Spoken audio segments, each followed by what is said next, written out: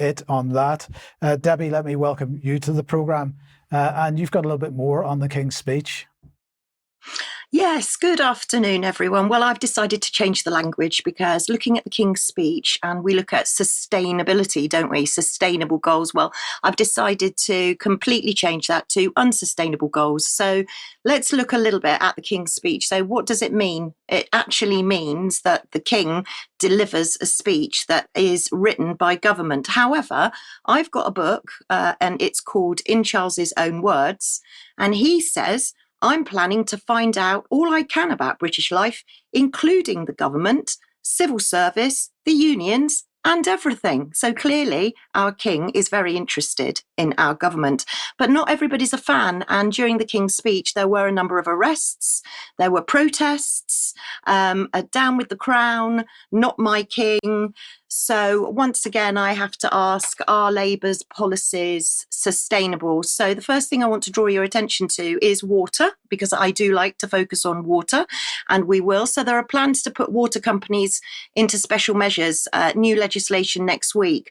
But what I want you to remember is that when it comes to water companies, they are not statutory consultees for planning, and this is going to become evident in a minute. So we already know that water companies' infrastructure is hanging. It cannot cope with any more developments. And actually here you can see the question asked by Lawrence Robinson, who said, can they become statutory consultees? And basically, Christopher Pincher MP said, no, not unless special circumstances, which is why I ask about building and what Labour are planning on building. So they're saying they're going to build 1.5 million homes in the next 5 years.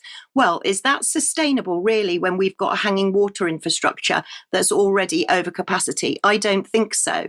So what does that actually mean? What are they going to do? Well, apparently they're going to unleash mayors. If we just jump onto the next slide, we're going to unleash mayors. We're going to have next generation new towns. Now, I found out these are called garden towns, everybody. So if you've got one in your locality that's being built, that's what that means.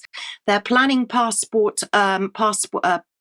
sort of free passes to get for urban developments on brownfields. And they want to give first dibs to first-time buyers. But going back to the immigration and the migration problem, we also see that Labour are going to be allowing 100,000 migrants to apply for asylum.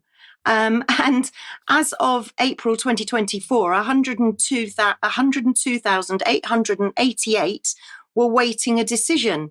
But they were talking about a border security bill, which kind of piqued my interest. So I went to have a look at Civil Service World, and they have confirmed that Labour has upped the funding for HMRC to a border security command. So what is a border security command? Because by my reckoning, if we're going to be having all of these migrants coming in, they're going to be taking up a lot of the homes that Labour intend to build over the next 5 years. But it seems that the Border Security Command is going to, the funding is going to go up from 555 million to 855 million. We're going to get 5,000 compliance officers. We're going to get cross-border police officers. I'm not quite sure where all these people are coming from. We've got a 1,000-strong body who are going to fast-track removal of failed asylum seekers to safe countries, but I'm not quite sure where those are. And my question is, will any of the successful asylum seekers be patrolling our borders in future? That's a question I have for everybody. But let's get back to energy. And we've mentioned Great British Energy before, and this is the Labour big plan, owned by the British, built by the British, the benefits the British. So you think, fantastic, but actually this looks like an enabling scam to me for climate change. But how fortunate that King Charles himself is diverting the Crown Estate for the public good. How does he do that? How does the Crown Estate work? Well, here's a little diagram of how the Crown Estate actually works. Now, the Treasury, they calculate the sovereign grant, which stands at the moment of 86.3 million. They give that to the Crown Estate. The Crown Estate makes the profits and gives it back to the Treasury. So King Charles is very high up on the agenda with wind. How convenient.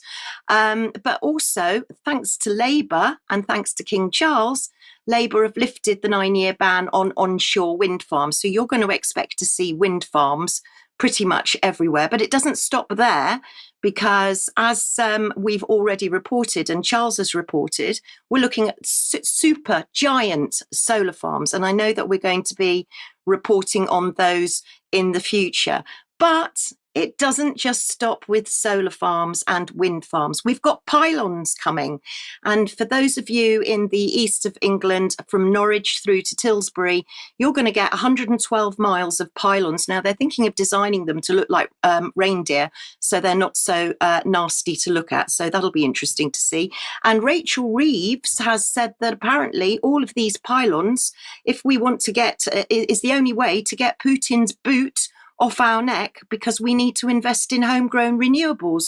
But my question is sustainable now unsustainable? And I believe it is. Debbie, thank you very much for that.